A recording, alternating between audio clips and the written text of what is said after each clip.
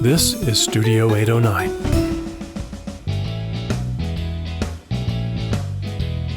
Hi, everybody. Welcome to the Outdoors Hiking Bob podcast. I am your host, Hiking Bob Falcone. You can find me on my website at hikingbob.com, which has links to my social media, my other podcasts we've done, my photography website, a link to my newsletters, all the other podcasts we've done. Did I say that already?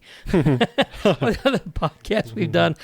Getting old sucks. The columns at The Independent, we have a little more coming up on that. And all that other kind of stuff. You can email me if you have a topic you want to hear about or a guest you want to hear about. I'm working on a guest. I'm working on somebody very prominent in local news right now that hopefully I can get on the podcast. Oh, cool. So okay. We're working on that.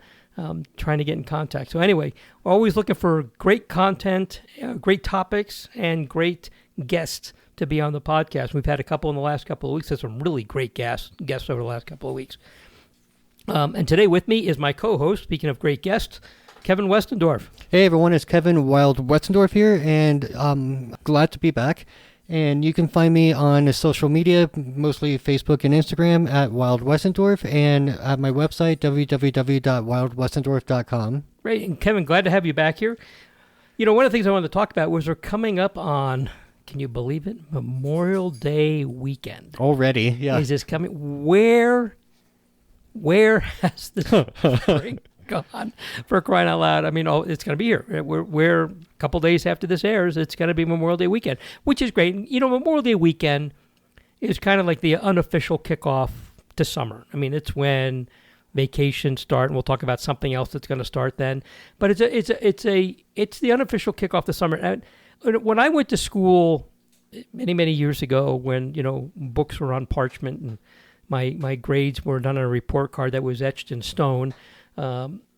We didn't get out of school until after Memorial Day, and probably like second week in June before we got out of school. So Memorial Day kind of came and went, and we're like, well, this is supposed to be the beginning of summer, but I'm still in school. This isn't right. Yeah. The other good thing, though, is we didn't go back to school till after Labor Day. It always distresses me a little bit when I see more and more that school starts like the 1st of August. You're losing a whole month of summer. Oh yeah, it should be a crime. It should be. I mean, it's and one of the reasons why we did it back in New Jersey was we're especially where I live was a very heavily tourist-driven economy. We were on the seashore. We had boardwalks up and down and beaches and all that stuff. They relied on the high school kids to be their employees for those businesses open on Memorial Day. And they close Labor Day. Labor Day is their last day. Those are the days that they're open. So they relied on the high school kids to be their employees, to work on the beach and at the amusement parks and the stores and restaurants and everything else. I never did any of that stuff, but that's what they relied on. So if you were ever a school and thought you were going to start before Labor Day, woe be to you when the business community caught up with that.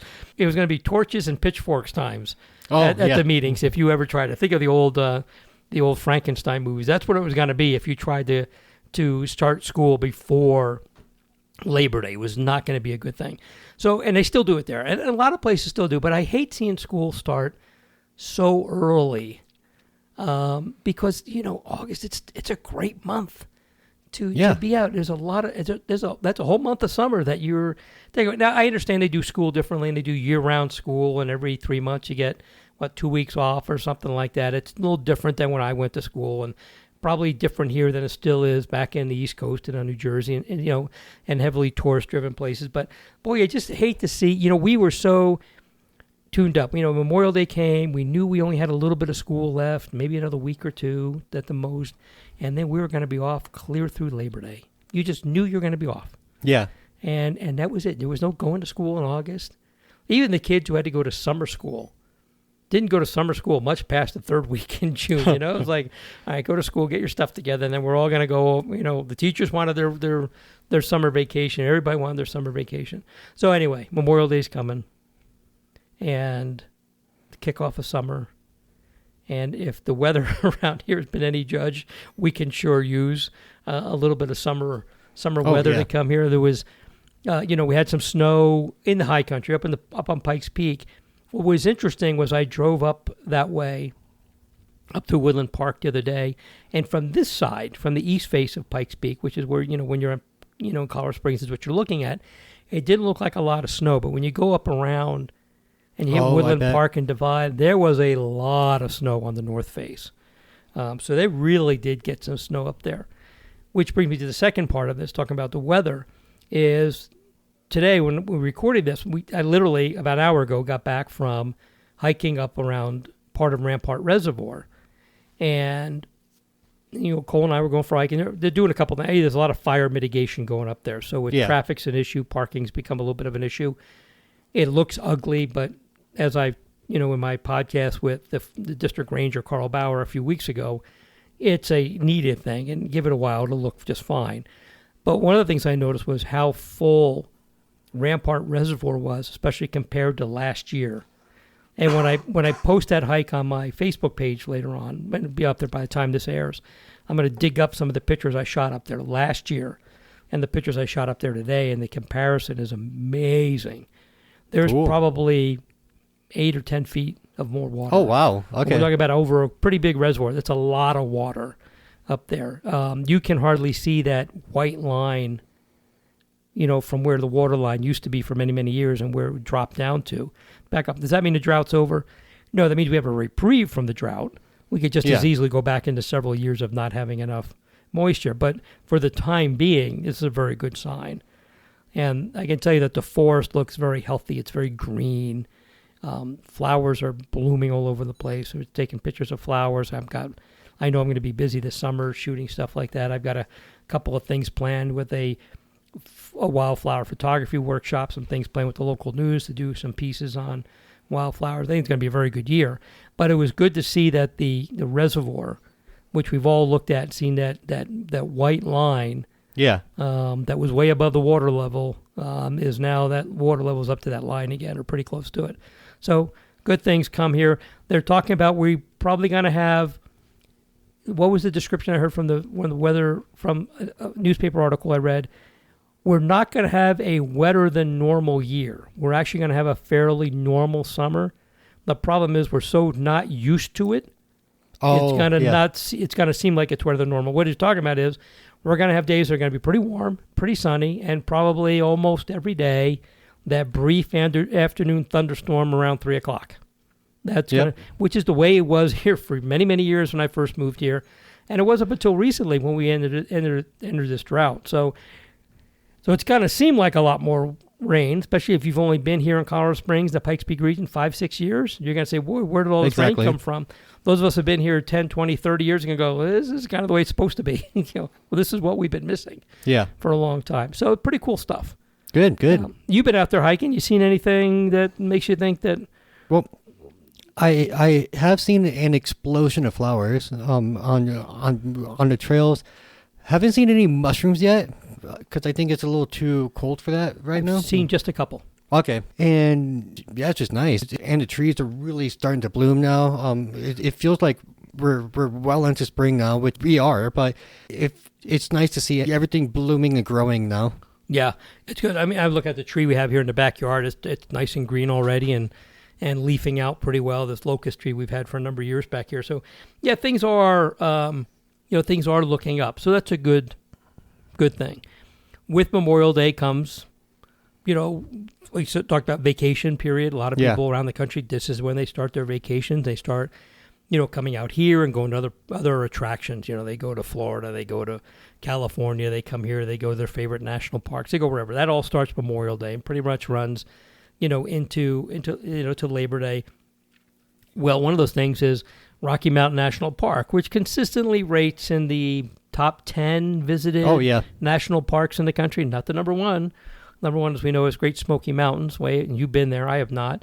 But it is one of the most visited national parks. And why not? It's near a major metropolitan area. It's gorgeous. As those of us who've been there know, it's a beautiful spot. Friday, the 26th of May, is when they're going to start their timed entry into Rocky Mountain National Park. Now, what does timed entry mean, Bob? Well, that means that you are going to have a specific reservation for when you want to enter Rocky Mountain National Park. So you have to have a timed entry reservation, and you can get that at rec.gov.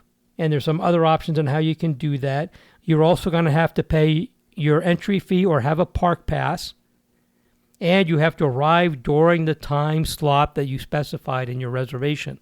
And have that, so it's not like you have to be there at 9:04 p.m. or a.m. or whatever, but it's like I think about a half hour or an hour time frame. So you have to arrive within that time. So we've talked a lot at length about this on here. I am not a fan of these programs. I think that they are hard for people who don't have a lot of flexibility because these things fill up way, way, way in advance. Yeah. And I think if you're a person who's working, has a family, and you can't make reservations that far in advance, that hinders your ability to go and visit these national parks, especially during the summer when you want to go there along with a bazillion other people. I understand why the National Park Service did it, but I reserve the right to understand it and still not like it. Yeah, same here. So in any case, if you want to go to Rocky Mountain National Park, and this is going to be in effect at other parks, I think Arches National Park will be starting pretty soon. They have a tremendous traffic issue there, it's one road, and it spills out onto a major highway just north of Moab, which is a fairly small town, and one road goes through there, so they have traffic issues. So they're doing it. I think you're going to see it at other places. So that's starting this weekend. So be aware of that. If you want to go to Rocky or you want to go to Arches and some of those other places, check the National Park Service websites for those parks and make sure that you understand what it may take for you to get in there. That's really important. I would hate to see somebody drive to get out to Rocky Mountain National Park and then find out they can't get in because they don't have a reservation. That has happened. Oh, yeah. It's led to many people being very unhappy. It almost happened to me in 2021 because I had plans to go to Carlsbad Caverns. Thankfully, and it was going to be my second stop of the trip. Thankfully, before I drove the 3 or 4 hours out there, I double-checked the website, and I was like, oh, no, I forgot about the reservation thing, because back in 2021, it was still a bit of a new thing, and it was Memorial Day weekend that I was out, and yeah, it just never dawned on me. So I'm just really, really glad that I checked before I made that drive out there. Yeah, so it's just keep these things in mind. There are other places that have it. I have... In Colorado, in our state parks, the only state park that had it was El Dorado Canyon. I haven't heard if they're going to do that again this year. And to be fair to them, Colorado State Parks really doesn't want to do this. But El Dorado Canyon backs up into the little town, and you have to drive through this tiny, tiny little town with one road, and then there's the gate to the park. And El Dorado Canyon is literally a canyon with very limited parking. Yeah. Very, very limited parking. So when the parking would fill up, they wouldn't let you in the gate until somebody came out, which backed up traffic into this tiny little town, and the people there with businesses and homes, and they were having trouble. So they instituted a parking reservation system there. And it was, to be fair to them, it was only like Thursday through Sunday or something like that. It was on the busy travel, the busier days of the week. I haven't heard if they're doing that again this year. It was kind of experimental when they did it last. But it wouldn't surprise me if they bring it back. I'm sure that the issues haven't gone away. Yeah. And our parks are as busy as ever. And now with the Keep Colorado Wild Pass and the $29 year-round entry, for added to your registration, I'm sure there's going to be more people. So just keep an eye on that. Check even your local parks that they may institute some restrictions. Here in Colorado Springs, North Cheyenne Canyon Park, as we know, gets very busy. And again, it's a canyon, very limited parking. And it's a free park, it's a city park, it's free. But when that place fills up, they just close the gates until somebody leaves and they let you in. So, pay attention to when you're going. Is it going to be 2 o'clock or 1 o'clock or 10 o'clock on a Saturday? You and 500,000 other people want to go up there, and it's probably going to fill up that park. So try to be flexible with your times. I will tell you that early in the morning is a beautiful time to be at North Cheyenne Canyon Park at Hell on Falls, because you know why? Nobody else is there. Yep, and it's so nice because I believe the park opens the gate at 6 in the morning. 6 or 7, yeah. Yeah, and most people that go there are going to be families, and just by nature, a lot of families just aren't going to be able to get a very early start like that. So take advantage of it because it's wonderful. Yeah. Yeah, they got to get the kids up, get the kids fed, get everybody organized, get everybody in the car, get everybody, that's probably Well, 2 trips to the bathroom before you can get into the car. Yeah. And I'm talking about mom and dad, not necessarily the kids, before you can get everybody up there. So, yeah, if you get up there, I've been up there, bright and early for pictures, and there's nobody around, and it's gorgeous. So just pay attention to these things. If you're going to go visit a park, especially if it's going to require some traveling, check that park and see what restrictions they may or may not have and when they go into effect, and make your reservations as early as you can so that you don't have an issue when you get there and find out your trip to a place you've been wanting to go to isn't going to happen. That's not going to be good for anybody. I will say, the last time I was in Rocky Mountain National Park, it was the first time I was there after they started the reservation system, and I'm not sure if this still is a valid loophole, but at the time, if you got there before 5 in the morning, I believe, you didn't have to worry about a reservation. So my friend and I just got up extremely early, and we made the 2.5 hour drive out there, and we got there I think 4:30 in the morning, so it's pitch black, but we got to watch a really nice sunrise. And while I'm not a fan of the reservation system, it was nice once the park started to get full. It was nice that it wasn't just bumper to bumper traffic. It weren't a million people on the trail. It felt much more spaced out. So here's the rules. Park access timed entry permit, this is at Rocky, is required if you're entering the park anywhere between 9 a.m. and 2 p.m.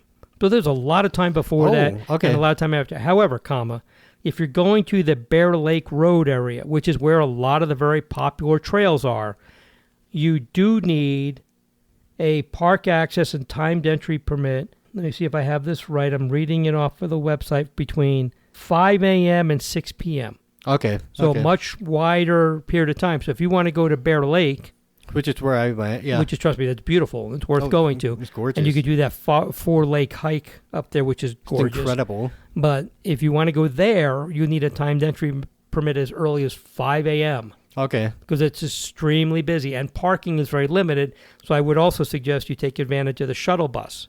When you go down that road, there's a huge couple of parking lots there with shuttle buses, and that's definitely the way you go. Because at Bar Lake, they can maybe park 150 cars max, I think.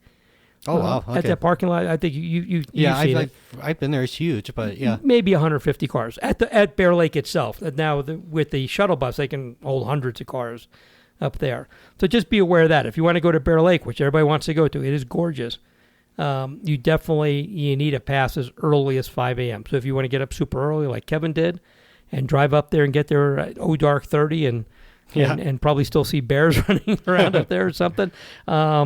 You need it as early as 5. If you're going to go to other places, then then it's a little easier. You don't need one that early. But be aware of these things, and you also need a permit, which a pass for Rocky Mountain National Park is one of the more expensive ones than they have been in the past. There are some differences in this year and in previous years. They're going all the way through October 22nd. I think earlier they had stopped it. In previous years, they had stopped it earlier. Reducing the time period and number of hours that reservations are in effect. So, from 9 to 2, I think it used to be a wider time span. So they reduced that, which I believe that's great. In the past, it was from 9 a.m. to 3 p.m., so they cut it by an hour. They're kind of playing with this stuff. 40% of all reservations will be released at recreation.gov on the day prior at 5 p.m. So if you want to go the next day, 40% of the reservations are held for the day before. I did not know that. So if you want to go there on Thursday, next Thursday, not this coming, because it's coming, you'll still be able to get in there. Next Thursday, you want to go, 40% of the reservations will be held and released at 5 p.m. on Wednesday. Okay. So they are doing some things to try to make this easier for, as we talked about, people who can't plan these things way in advance. So I do appreciate that the National Park Service is trying to find ways to make this a little easier. Yeah. I know I'm not the only person who's been critical of how they've done it. I still have a little issue with how much they charge for passes. I think it's outrageously expensive for people who can't get a pass otherwise. I'm fortunate that with my military service, I get a free pass. I greatly appreciate that. But, there's still a lot of people out there who have to pay a lot of money to get a pass. And I paid for passes for many, many years, so they just recently changed the rules. Oh, I didn't know that. And I was able to get mine for free. So kudos to them for trying to make this better. It is, like you said, a better experience when you're there during the timed entry because there are fewer people there. Not like it's empty, but it's not like, cars backed up and horns honking and road rage going on and all that other kind of stuff. So these are things to expect when, Memorial Day comes and the summer vacation period comes and things start to happen. And, this is what we get. I guess there could be worse things than everybody clamoring to get into a national park and enjoy the beauty of nature out there. There's a whole lot of worse things that could be happening than this. They could all be lining up for a bread line or something like that. True, So yeah. We're not doing that, so that's a good sign. Are you going to take advantage of some of these national parks this year? What's your plan?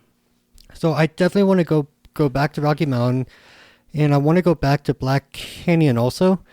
And I do plan to do my yearly trip to the sand dunes, because that's the easiest part to get to from the Springs area. And then I'm thinking a lot about going back up to Yellowstone and Grand Teton, because despite spending a week combined at both parks, there's still a lot of Yellowstone that I didn't see.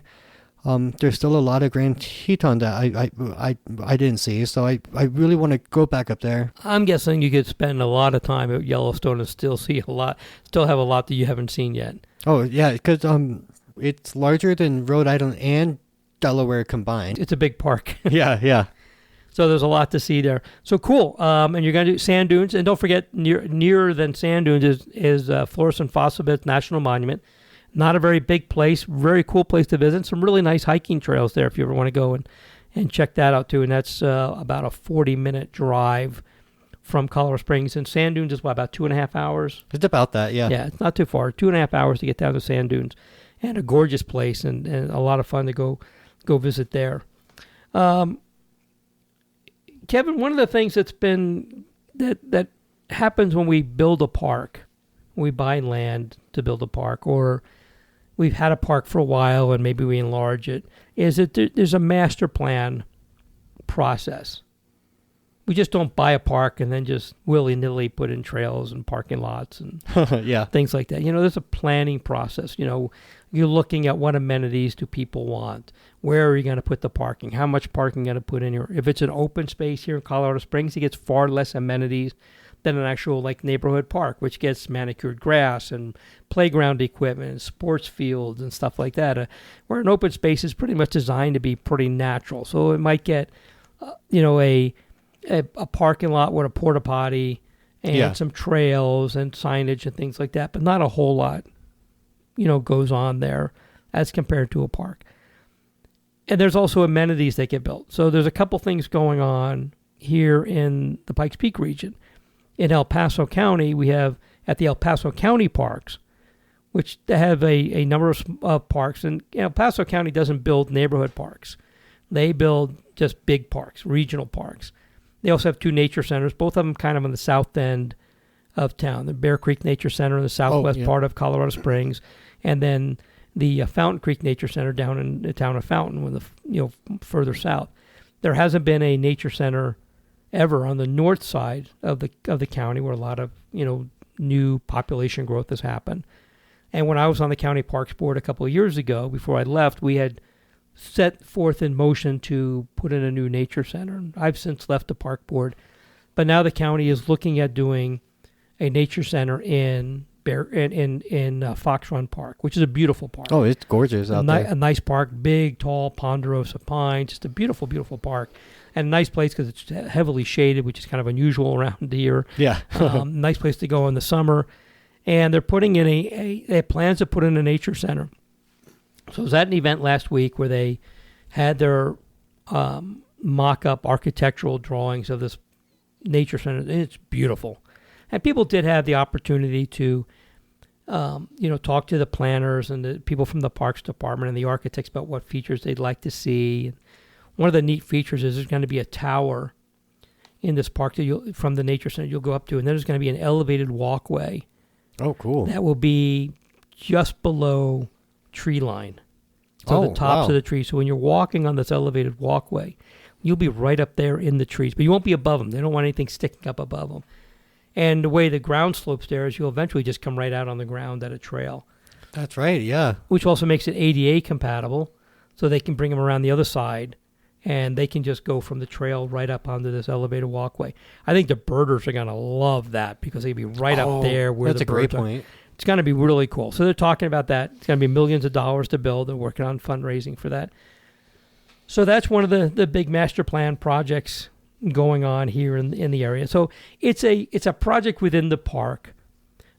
Fox Run Park has been there for many, many years. I've been here a long time, and it's been here as long as I've been here, and longer than that. And so they're looking at this nature center. They're making it so it fits in. It fits in there. It's going to be. I think it's going to be gorgeous. The mock-ups. The other thing going on is we have this Blodgett open space, which is on the northwest corner of Colorado Springs. It butts up against the U.S. Air Force Academy, and that has been there for a while. But we recently added, over the course of the last few years, have recently added and purchased more property to expand the size of the park. And since the size of the park is expanded, then it becomes necessary to really redo and do a master plan for it, because now you're changing, how trails are going to go in and where they're going to go and parking areas and all that kind of stuff. And there was an event over the weekend where the people doing the master plan for it, kind of were wanting to get input from the public. And there were some suggestions made that reminded me of the old Rolling Stones song, and I'm showing my age here, called "You Can't Always Get What You Want." And I'm telling you that I think people, in a lot of cases, really misunderstand what a master plan process is. It's a collaborative process for everybody to kind of put their input in, but you have to go into this realizing you're not always going to get what you want. And, if you listen to the rest of the song, it also says, but if you try real hard, you'll get what you need. And in this case, we can just say you'll get, some of what you want. You're not going to get everything you want. And I bring this up because there were two things that were interesting there. There was a person there who apparently doesn't like bicycles, bicyclists, and as far as he's concerned, no bicycle should ever be in that open space. People with bicycles should have their bicycles confiscated, and they should be arrested. And that's a bit much. I'll tell you right now, that ain't going to happen. Good. I mean, now, there have been some issues with cyclists, but before I take a step further, I will say there's been issues with hikers. Yeah. There were some bicyclists in that open space who were rogue building their own trails. Oh, okay. We can in no way, shape, or form endorse that. And those people, if they're caught, will be dealt with hopefully in a severe and harsh manner. But you can't just sit there and say cyclists who are tax-paying citizens of this community and engaging in their recreation that they like, you just can't just say, we don't want them in here, we're going to take away their bikes, we're going to throw them in jail. So to that person, A, no, it's not going to happen, and B, get help. Yeah.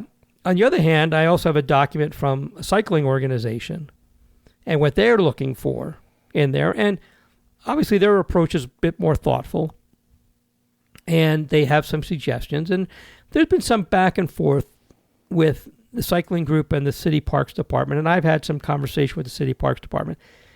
Some of this land we got there was originally privately owned, and for better or worse, people were hiking there for many years. I was too. And to be fair, no fences, no real signs. Signs may have said no motorized use, but never said no trespassing.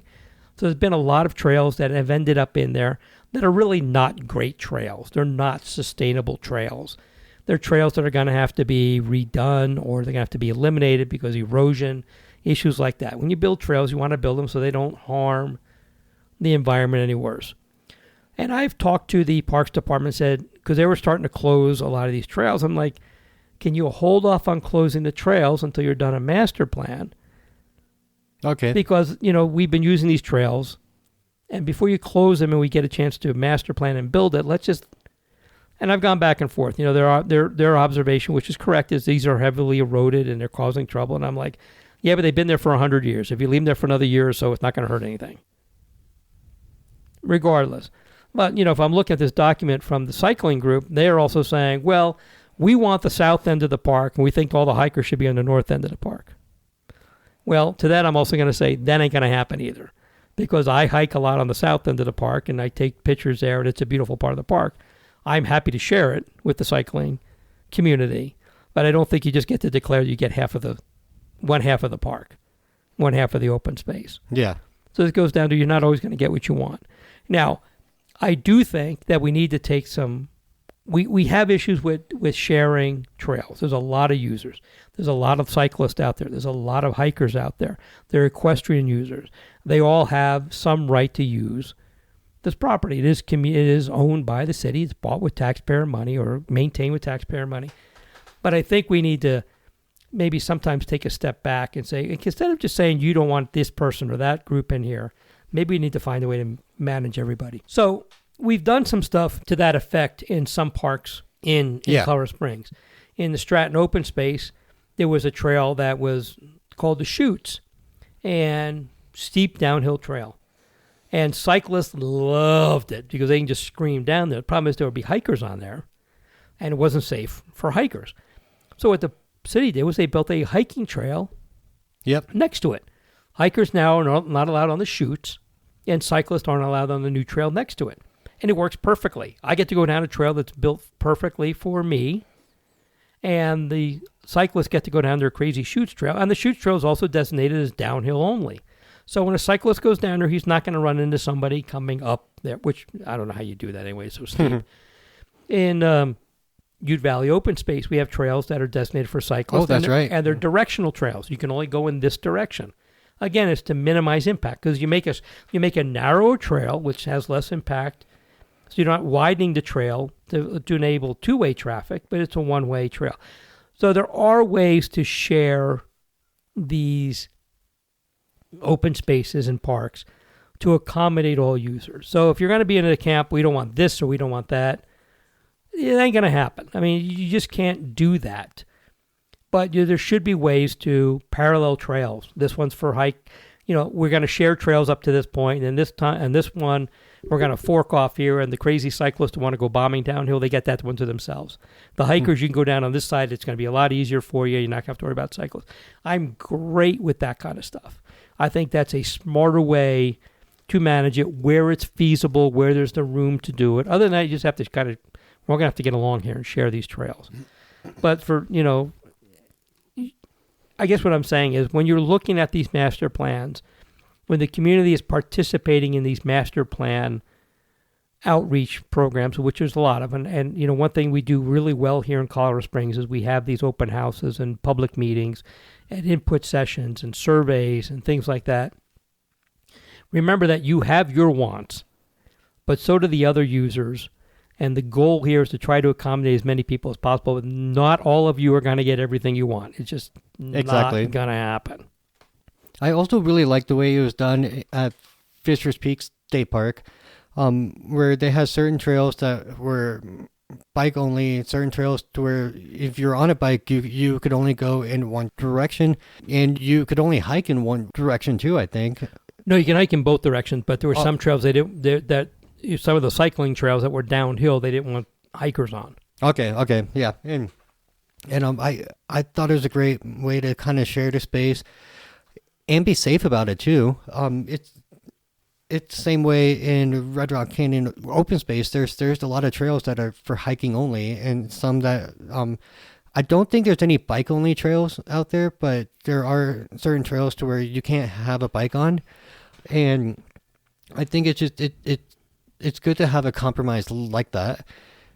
Like you had mentioned earlier, every group is going to have their jerks, because I've ran into hikers who were jerks. I've ran into mountain bikers who were jerks. One example was this guy, which is almost flipping out on me and my friend. We were doing a big loop in Cheyenne Canyon, and there's a small section. It's not even a quarter mile long, where we had to get onto the Captain Jack's trail to connect to another trail. And it's a multi-use trail. It's not a bike-only trail.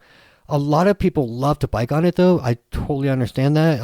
If you've been on that trail, you can see why it has like it goes up and down. I can imagine it's a lot of fun to bike on. But this guy chewed me and my friend out and said, like, this trail is best for bikes only. You know that, right? And we're like, yeah, we're being very, very cautious. We were, because we both knew it's a heavily used trail for bikes. So we were being on the lookout both directions to make sure we got out of the way of folks on their bikes. But we just wanted to connect two trails. And we had both said, like yeah, but it's also a multi-use trail. We're just trying to get to this other trail. And the guy just wouldn't let up. Like he wanted us to apologize or something. It was a very weird thing. And to that effect, I've ran into hikers who were jerks who didn't understand leash laws. I'm trying to think of the one guy. We were in a wilderness area where off-leash dogs were allowed, and it says so on a sign. We double-checked it before my roommate took his dog, because he learned a lesson the hard way like a few years earlier, where he drove 2 or 3 hours to do a hike and found out that no dogs were allowed on the trail. So he's very, very aware of that. And this guy just started to argue with us about his dog, and we were all explaining, like, no, it's clearly on the sign at the trailhead that off-leash dogs are allowed. Like, no, they're not. And like, just, come on, if you're gonna argue with someone about rules, make sure you know what the actual rules are. Right. Those two cases would be where my New Jersey charm would come out, and it would not be a pretty day. And I've seen that a little bit. It is not pretty. Yeah. Never directed at you, though. Never been directed at you. But my New Jersey charm is somebody I like to refer to it when I get a little angry. And I don't get angry with people very often. We're all out there to try and share the trail. But those are, and there are hikers who cut trails and who cut shortcuts and cut switchbacks, and they are nobody. And I've said this before. No one group of users out there holds the moral high ground on behavior. Exactly. In these open spaces on these trails. They all have bad elements. The people who complain about the cyclists, how many cyclists have passed you today that didn't have a problem with? Okay, exactly. So you saw 10 cyclists and one of them was a jerk. It's about right. And the cyclists will tell you about hikers. The hikers who, the hikers have the right of way over bikes. But, we've all been out there when there's a biker, a cyclist trying to work his way uphill, and technically we have the right of way. But it's like, what, this guy's working his tail off. Let's let him get Same up here. Yeah. You don't have to be a complete jerk about it, but, work with the people who are out there. With the equestrian community, always work very closely with them. They have the right of way over everybody. When I'm out there with Cole, I know how he behaves with horses, which is pretty well. I get him off the trail. I tell him to sit, and I give him a little treat so he's paying more attention to me. The equestrian users go by, and then we get back on our trail and go our merry way. I'm not going to be a jerk with them. No need to. And the same thing, equestrian users have had issues with cyclists, and they've had issues with hikers. And, it's just, we're all out there together. None of us can claim that our group is better than anybody else. It's just not the case. But we all have to be out there. But when I look at these things, at these master plans, I don't want any cyclists. Their cyclists are terrible. They're all, take away their bikes. That's not going to happen. And it's just, that's so extreme. Well, it's just, I'm sure he tells people to get off his lawn too. But in any case, just if you take part of these master plan meetings, and I really hope that everybody listening to this who's in this area does. I hope you participate. I hope you make your opinions heard. I hope you make your desires heard. I hope you have you're heard. I really want everybody to be heard. If you come to, one the TOPS working committee meetings or a park advisory board meeting, highly encourage it. Really want everybody to be heard, because that's the way we work. We want to hear you and hear what your opinions are and hear what you want. And really what we like to hear too is if you have solutions or ideas for solutions, highly encourage that. But understand that we're sharing these open spaces with all these other users, all of whom pay their taxes to be able to have these spaces available to us. So even in, we were talking about on the Captain Jack's Trail up in North Cheyenne Canyon and up in the Forest Service, that's motorized use also. And Oh, that's right. It is. people Yeah. complain about motorized users. Well, you know what? Those motorized groups, besides paying for off-road vehicle registrations, which is on, which goes towards open spaces, and that they also, as volunteer groups, spend a lot of time putting up signs and doing trail work. It's not like they're not doing their part also, and they also deserve to have some places where they're allowed to do their thing also, just as much as anybody else is. So enough of this, we're better than they are kind of stuff. That just ain't true. And no, you're not going to ban bikes from an entire area. Now, there may be trails that are hiker only. You can also expect that there may be some trails that are probably going to say no hikers, because the cyclists want to be able to do their thing without running into somebody. That's perfectly fair. I have no problem with that. I just also don't like hearing, well, we don't want any hikers in this entire section of the park. I don't think you're going to get that. Yeah, either. that's a big chunk. But, I'm sure that's a negotiating point or something like that. But you're not going to hear, that's more than likely not going to happen either. Anyway, I've been soapboxing, sorry. No, that's fine. I should know this, but I don't. Is Blodgett Peak itself a part of Blodgett Open Space? It is not. Okay. The peak, it belongs to the Forest Service. But here's the thing. And the trail that goes up to the peak is not a sanctioned trail. Yeah, it is a horrible trail. It's a horrible trail, but it's been there for a very long time. But one of the things that the district ranger, and for those of you, again, I urge everybody to go listen to the most recent podcast I did with Carl Bauer, the local district ranger for the Forest Service, is he's collaborating with the City Parks Department for them to establish a trail to the top of Blodgett Open Space, which is in the Forest Service. Because recognizing that you can say all you want that there's no real trail up there. There's a trail up there. It's a rotten trail. People lose it on the way up and end up going through this boulder field. And it's dangerous, yeah. And you come down and it's so steep. I've never come down it without falling on my butt. And everybody I've talked to has done that at least once. But they are working with the City Parks Department to establish a trail in the Forest Service property to get people safely up to Blodgett, because it's a beautiful view up there. Oh, it's gorgeous, It's a small peak. It's kind of long, so it's like a trail that kind of runs along the top of it. But what's that trail, 150, 200 feet maybe? Yeah. It's very small. Beautiful views. The Air Force Academy is on one side, Colorado Springs on the other. Really neat views. So they are working with the city, though. But the peak itself is not in the city. It's actually out of the city jurisdiction in the Pike National Forest. Okay, cool. So, again, that's what happens when you collaborate with people and work together and try to make things happen. Amazing how that works. Weird. Yeah, isn't that weird? I'm sorry, Kevin. I've been kind of running off at the no.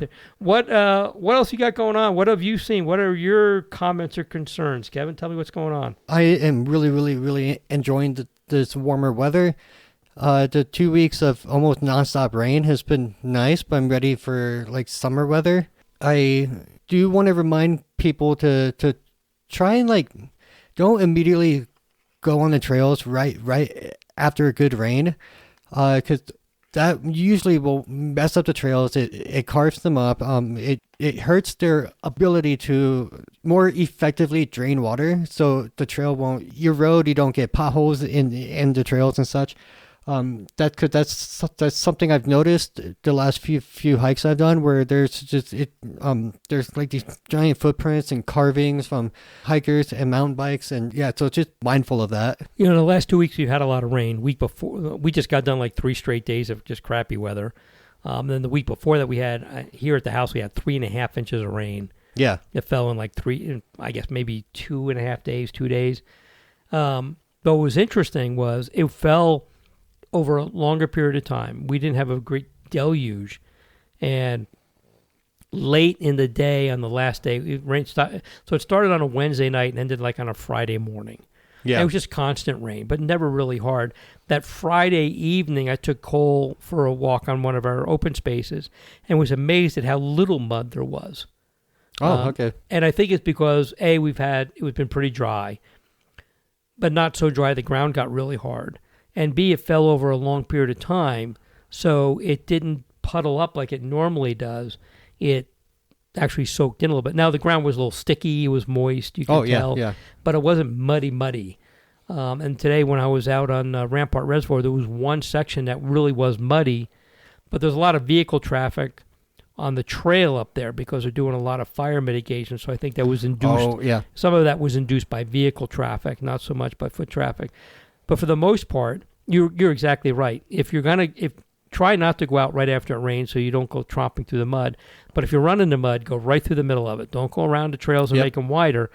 And if you're going to say, I don't want to get muddy, then don't go out there. Yeah. Go find a pavement, which we call a sidewalk, and find a paved trail to do instead of that, because you do more damage going around the mud than just going right through it. So I have boots that I don't mind getting muddy. I've got pants that I don't mind getting muddy. They all clean up eventually. Exactly. And if you don't like the getting muddy, then don't go out there and wait a couple of days until it stops, until it dries up. And for the next segment, called Neat Animals Kevin Sees, I think last time I was on here, I talked about how I saw a salamander in the parking lot of my apartment complex. It was the first time I ever learned that we had those here. It's a state amphibian. Yep. And it was a big guy too. And apparently it's the largest species in North America of salamander. But just last week, I looked out my apartment window one night, and I was like, that's a weird looking cat that is sitting next to my car. So I opened the door to get a better look, because I thought maybe it was like a bobcat or something. And I realized it was a gray fox. And I haven't seen a fox here in years. Wow. So yeah, it was just a cool little sight to see. Cool. Yeah, we used to have in my neighborhood here, we used to have a lot of foxes. I did catch one on one of my cameras about 2 months ago. And then it was some kind of disease that really killed off the fox population. Yeah, because I used to see them all the time, and it's been several years since I've seen one. Yeah. The other night I was at one of our reservoirs about an hour from here, way up in the middle of nowhere. And I'm there taking pictures at sunset. It turned out to be a beautiful day. My choice of days to go up there was perfect. Cool. And I'm just standing there with my camera set up on a tripod, and I'm just watching the lighting, taking pictures. And I turn around, and there was a beautiful red fox, maybe 30 feet behind me, just walking behind me. Oh wow! Beautiful with the black feet. They are such a beautiful animal to see. They're so gorgeous. And of course, I'm standing here with my camera on a tripod, pointed the other direction with a wide angle lens. What I needed was a telephoto lens and the camera wrapped around my neck so I could swing around and take a picture. So I got no pictures of it, but what a beautiful animal to see just right going by there. But I'm glad you got to see I've never seen a gray fox here. I've always seen the red ones. Yeah, same here. Because when I used to see them, it was always a red fox. And then I saw just this gray fox, and I was like, okay. We're not talking about the comedian who used to tell very dirty jokes many, many years ago. And I'm showing my age again. I started off with a really old Rolling Stones song and ended up with a Red Fox reference. Kevin, you got anything else? You got anything going on right now? What are you doing Memorial Day weekend? You going to be out there? You going to do any traveling or anything? No, I'm going to stay within the state, but it is definitely the season. Not so much in the high country yet, but it's definitely the start of the season where I really start to ramp up the hikes I do in terms of the really long ones, the big loops that I like to do, where the mileage is in the double digits, and I'm really, really excited about that. I can't wait to start doing some of those 10-mile hikes again. I've been doing 5, 6, 7-mile hikes. Same here, yeah. But yeah, I think some of those high country trails that you and I like, probably going to be almost July before you can really get to some. There's a lot of snow up in the high country. So it may be July. There was some I've done in the past where you couldn't even get to them till August. Same here, Because there's been so much snow up there. We may be seeing that again this year. That's all right. That's okay. They'll still be there. Yeah. We do a lot of other stuff to warm up till we get to those. Exactly. Oh, cool. Well, Kevin, I think we'll say goodbye to everybody. All right, we'll talk to you later. All right, everybody. Thanks for listening to the Outdoors Hiking Bob podcast. Before you go, did you know you can rate and review our Studio 809 podcasts? That will help us because our egos really need to have thousands and thousands of listeners. But that helps our wonderful sponsors reach more ears too. And we do love our sponsors. So just go to Studio 809 or any individual 809 podcast in your iTunes or podcast app and click on ratings and reviews. Thanks.